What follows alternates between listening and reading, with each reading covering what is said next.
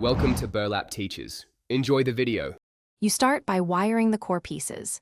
Implement an app widget provider and declare it in the manifest so the system can instantiate your widget.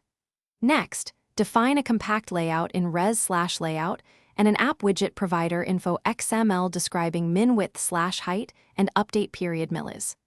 Once done, choose an update strategy.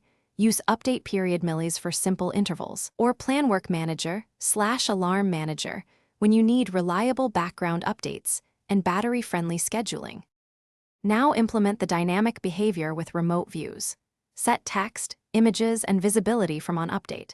For interactivity, create pending intents for clicks and assign them to view ID. Use unique request codes so multiple widgets keep separate behavior.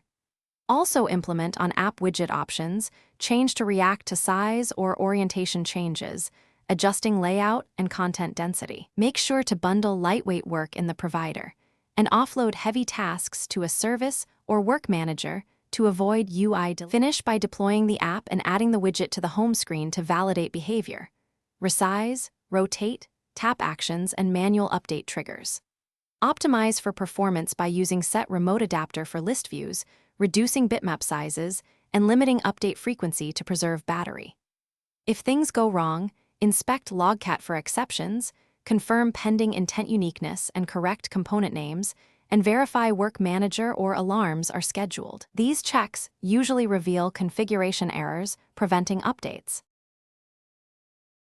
Thanks for watching. Consider subscribing if this video helped you.